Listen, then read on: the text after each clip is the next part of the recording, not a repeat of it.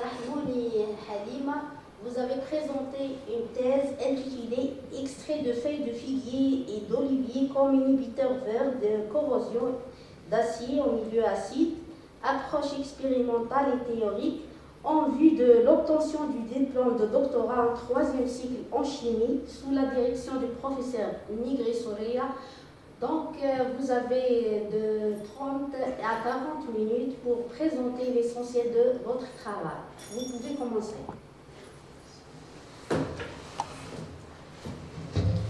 Madame la Présidente, Mesdames les membres du jury, honorable assistance, salam alaikum. J'ai l'honneur d'exposer devant vous l'essentiel de mon travail de doctorat intitulé « Extrait de feuilles de figuier et d'olivier comme inhibiteur vert de corrosion de l'acier en milieu acide, approche expérimentale et théorique ». Cette étude a été réalisée au laboratoire chimie appliquée, laboratoire d'analyse industrielle et génie des matériaux et laboratoire pédagogique du département de sciences de la matière, sous la direction de Madame la professeure Nigri Soria. Pour réaliser cette étude, nous avons adopté le plan suivant. On commencera par une introduction générale sur la corrosion, suivi des différentes approches pour prévenir ce phénomène. Ensuite, le matériel utilisé ainsi que les méthodes d'évaluation de l'efficacité inhibitrice. Discuter les résultats trouvés et on terminera par une conclusion générale et des perspectives.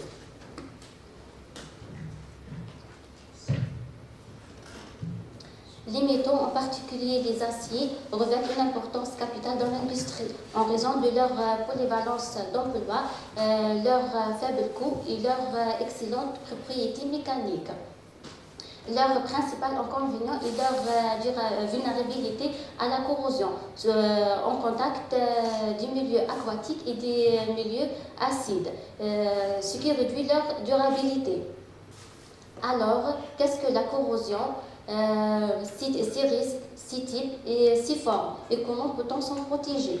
La corrosion est la dégradation d'un métal due des réactions chimiques et électrochimiques avec son environnement. Elle se produit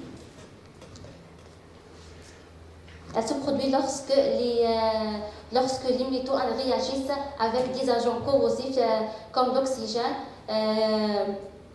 les acides, les bases, l'humidité et d'autres substances chimiques. La corrosion est un phénomène naturel complexe et reste un problème industriel majeur. Malgré les avancées scientifiques et technologiques, elle continue de causer nombreux dommages dans divers secteurs. En résumé, la corrosion affecte la sécurité, l'économie et l'environnement. Les modes de corrosion se classifient selon leur mécanisme et les conditions qui les favorisent. Voici les 3 types de corrosion. Corrosion chimique, corrosion électrochimique et corrosion bactérienne. Les formes de corrosion décrivent les modes d'attaque que peut subir un métal dans divers environnements. Corrosion uniforme par piqûre galvanique intergranulaire, gavarneuse, sélective, filiforme et sous contrainte. La tendance actuelle dans l'industrie pour la protection contre la corrosion s'oriente vers des procédés et des produits durables, respectueux de l'environnement, mais surtout résistants et moins chers. Pour prévenir la corrosion, plusieurs approches sont possibles. Intervenir directement sur les matériaux ou sur sa surface ou sur l'environnement duquel le matériau est employé. Dans cette étude, nous avons mis l'accent sur l'utilisation des inhibiteurs de corrosion. Un inhibiteur de corrosion peut être défini comme un produit chimique ajouté en petite quantité à un environnement corrosif. Il permet de ralentir la corrosion d'un métal au contact de ce milieu. En général, les inhibiteurs de corrosion sont classés selon leur nature, selon leur réaction partielle ou selon leur mécanisme d'action. Ces dernières années, il y a eu une recherche croissante de nouveaux inhibiteurs respectueux de l'environnement, souvent appelés verts. Les extraits végétaux sont maintenant reconnus comme une source respectueuse de l'environnement, respectueuse de l'environnement, facilement accessible et biodégradable. L'objectif de cette étude est de développer un inhibiteur vert à partir de feuilles d'olivier et de feuilles de figuier en utilisant une méthode simple, économique et conforme au principe de la chimie verte. Pour évaluer l'efficacité inhibitrice et les propriétés thermodynamiques, la spectroscopie d'impédance électrochimique, les courbes de polarisation et la perte de masse ont été utilisées. Pour identifier le composé formé sur la surface métallique, nous avons utilisé le spectre infrarouge et le vue visible. La morphologie de ce film est étudiée à l'aide du DRX et le MEB. Pour comprendre le mécanisme d'absorption des composés phytochimiques à la surface métallique, nous avons employé la DFT et la dynamique moléculaire. Dès la réception au laboratoire, les feuilles sont séparées du reste, lavées avec l'eau de robinet, puis laissées sécher dans un endroit bien ventilé, à l'abri du soleil pendant 3 semaines. Les feuilles séchées ont été broyées finement à l'aide d'un moule à café. 50 g de la poudre obtenue ont été mélangés avec 500 ml d'eau distillée, puis laissés sous agitation à 40 degrés Celsius pendant 3 heures. Le mélange récupéré a été soumis sur ultrasons pendant 30 minutes avant d'être filtré. Le filtre à récupérer est conservé dans une fiole au frigo et notre inhibiteur sont prêts pour l'utilisation. Passons maintenant à la préparation des échantillons métalliques. La matrice d'étude est un acier doux du complexe sidérurgique d'El Hajar al-Naba, composé de 99% de fer. Les pièces métalliques ont été polies mécaniquement à l'aide de papiers abrasifs à différents grades afin d'obtenir une surface lisse avec un aspect miroir. Les échantillons sont ensuite dégraissés avec l'éthanol et rincés à l'eau distillée, enfin séchés et stockés. La solution adhesive est un acide chlorhydrique ammoniaque. Les concentrations des extraits testés varient de 0,05 à 0,25 ml par millilitre. Pour les calculs théoriques, nous avons utilisé le logiciel GOMAX 23 GPU et le logiciel ADF. Notre étude expose l'action anticorrosif d'extraits de feuilles d'olivier et de figuier, ainsi que leur mélange de l'acide dans l'HCl ammoniaque. On commence les études électrochimiques par le suivi du potentiel de circuit ouvert de l'acier enregistré par rapport à l'électrode de référence à GHCl dans la solution HCl ammoniaque seule et en présence de 2 extraits. Lorsque les 2 extraits sont présents, l'OCP a tendance à se déplacer vers des valeurs plus positives par rapport au CP du blanc. Cela indique que l'acier devient plus noble en présence de 2 extraits. Les mesures de spectroscopie d'impédance électrochimique ont été accomplies pour élucider les éléments de l'impédance de l'interface métal-électrolyte. Les diagrammes du Nyquist présentent une seule boucle capacitive, indiquant l'existence d'une seule constante de temps. De plus, les tracés conservent leur forme tout en augmentant en diamètre avec l'augmentation de la concentration, ce qui indique que les 2 extraits absorbés à l'interface métal-électrolyte. Le circuit électrique qui simule les données du spectre d'impédance est un circuit équivalent simple, constitué d'une résistance de solution électrolyte RS, résistance de transfert de charge RCT et éléments à phase constante CPE. Les diagrammes de Bode montrent des valeurs plus élevées de log Z est observé à basse fréquence, ce qui indique que les molécules de deux extraits absorbées à la surface métallique.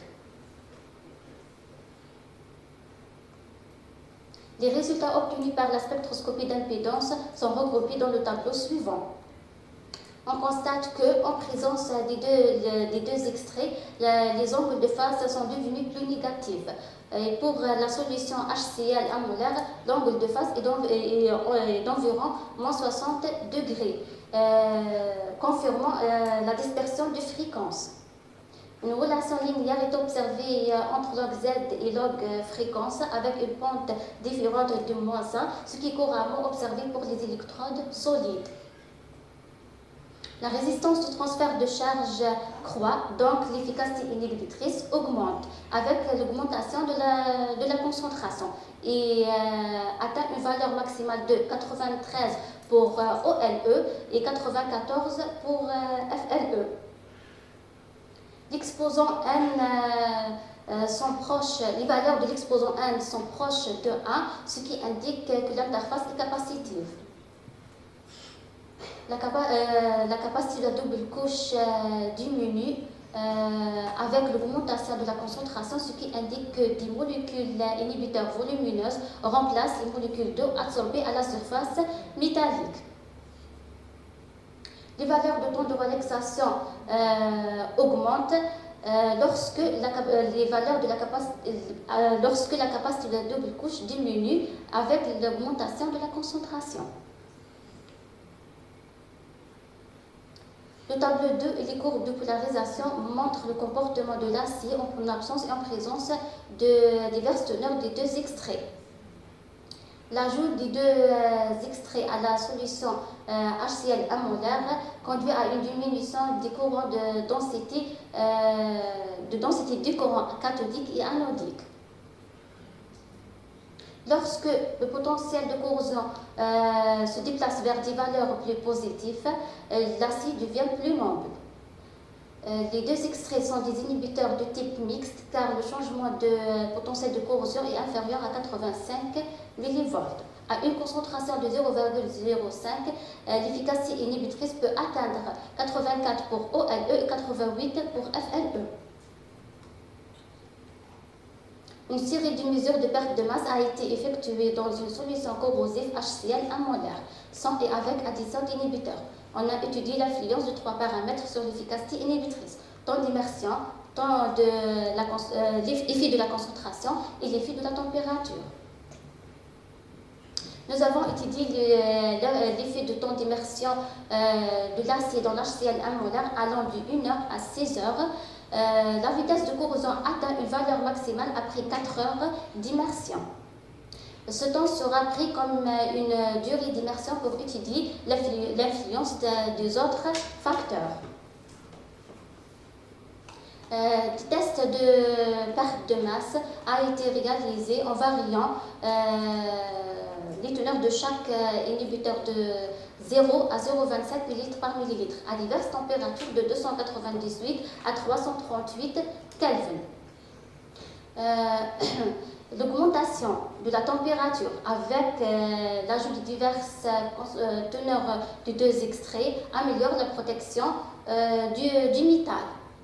L'efficacité inhibitrice peut atteindre 89 pour OLE et 90 pour FLE à 338 Kelvin avec une concentration de 0,25 ml.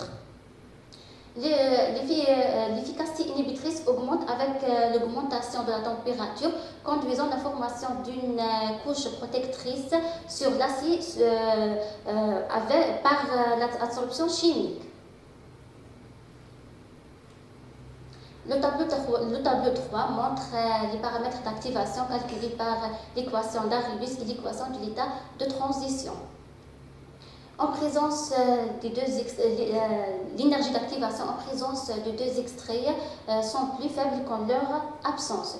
ce qui indique que l'effet inhibiteur des molécules inhibitrices sur l'acier suit un processus d'absorption chimique. Delta H a un signe positif, ce qui indique que la dissolution de l'acier est endothermique.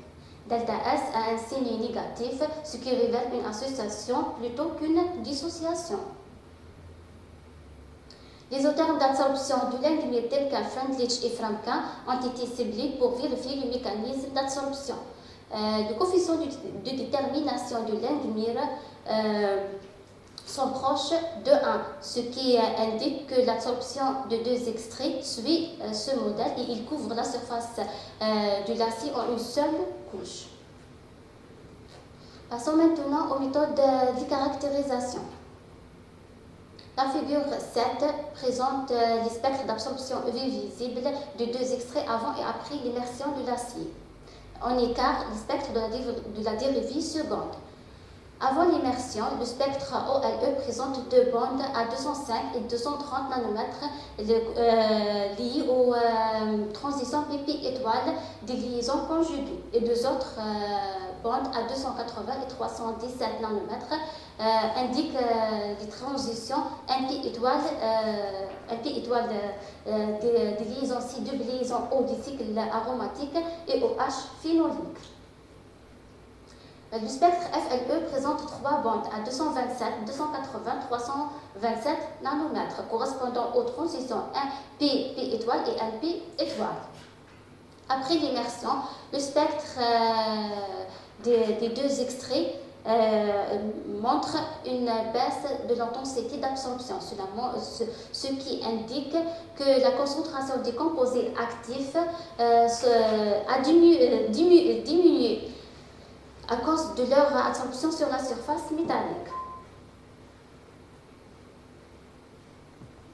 La figure 8 présente l'infrarouge enregistré pour identifier le groupement fonctionnel dans la poudre de feuilles d'olivier et la poudre de feuilles de figuier, ainsi que dans le film formé sur la surface, en cherchant les spectres de la dérivée seconde.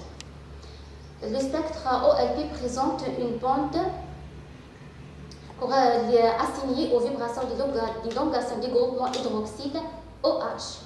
Et le spectre FLP montre une bande liée au groupe NH des alcaloïdes. Une bande assignée aux vibrations d'élongation CH symétrique et asymétrique et une bande du groupe C-triple liaison 1. Les deux spectres ont les mêmes bandes. Une bande correspondant aux vibrations d'élongation C-double liaison O des esters et des carboxylates. Co-vibration C-double liaison C des cycles aromatiques. Une bande liée aux vibrations COCN et une bande assignée aux vibrations CO du glucide. Les bandes en-dessus de 1000 cm-1 correspondant au CH aliphatique et aromatique. La dérivée seconde montre un décalage des bandes liées aux ces groupements fonctionnels. Cela confirme l'absorption de la couche formée. L'analyse du DRX a été réalisée pour déterminer la structure cristalline du composé formé sur la surface métallique. Les diagrammes sont avec les deux extraits montrent des pics de fer cubique. Les pics à 2θ 19,7, 22,7 et 40,2 correspondant aux oxydes de fer apparaissent uniquement dans le diagramme de l'acier non inhibé et disparaissent dans le diagramme des deux solutions inhibées. En présence d'une molécule organique, deux pics amorphes apparaissent à 2θ 25,2 degrés pour OLE et 8,07 pour FLE. Cela montre que l'oxydation de l'acier est inhibée. La surface métallique a été examinée à l'aide de microscopie électronique à balayage. En absence des deux extraits, la surface métallique est gravement endommagée par le HCl avec des microfissures et des microcavités. Et en présence des deux solutions, la surface de l'acier devient plus lisse et la couche formée réduit l'attaque du milieu corrosif. Un extrait à queue de feuilles d'olivier et de feuilles de figuier 50%, 50% a été étudié dans le même milieu acide et les mêmes conditions de travail. La figure 11 résume les résultats par l'étude gravimétrique. L'efficacité inhibitrice de l'extrait du mélange est supérieure à celle de deux extraits seuls et atteint une valeur maximale de presque 95%.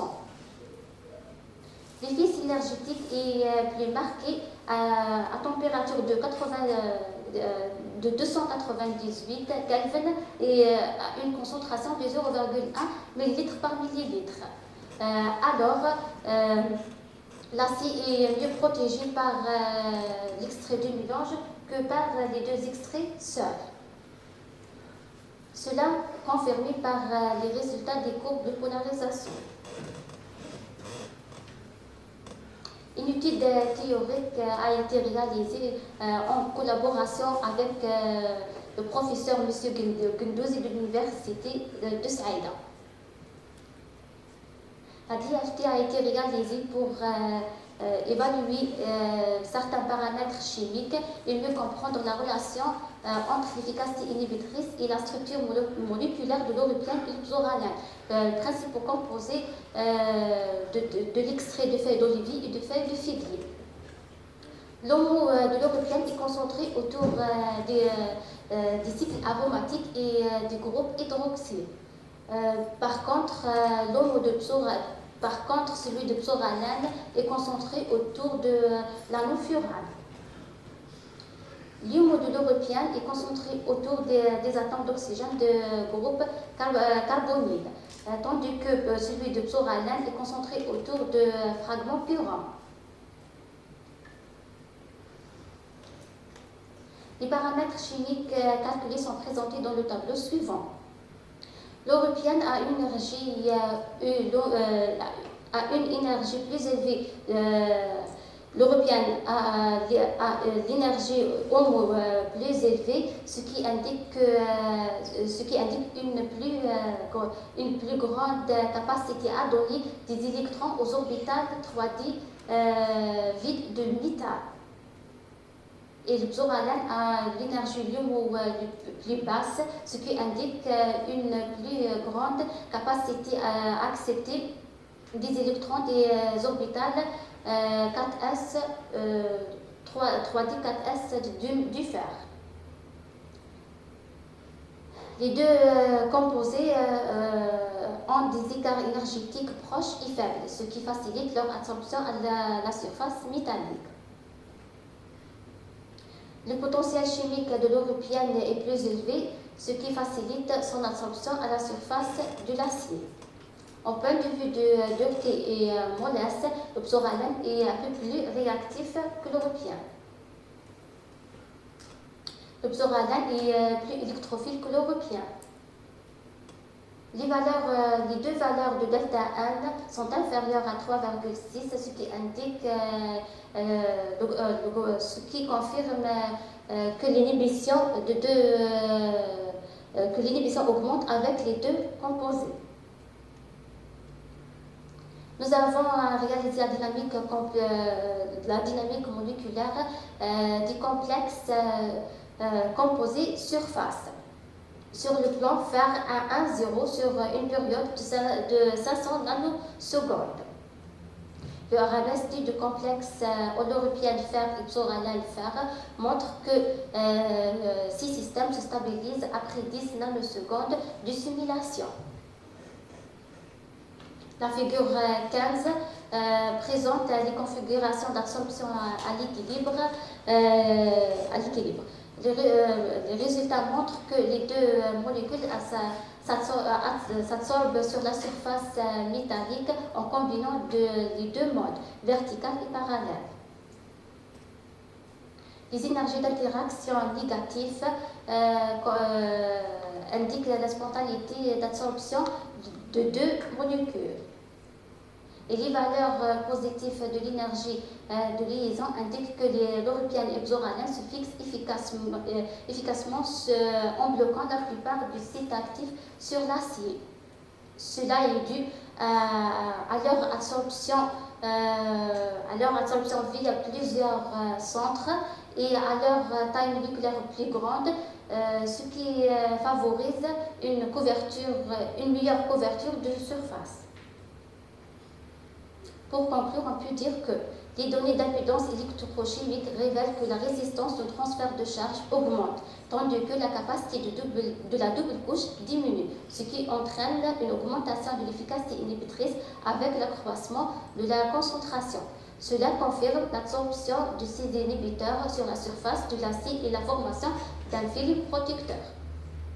Les courbes de polarisation potentiodynamique montrent que l'ajout des trois extraits réduit les densités de courant cathodique et anodique.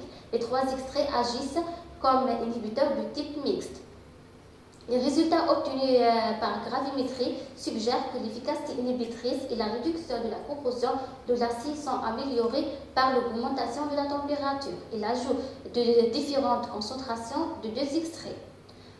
Une couche persistante formée par absorption chimique à la surface de l'acier, dont l'efficacité inhibitrice augmente avec la température et supposée être responsable de ce comportement.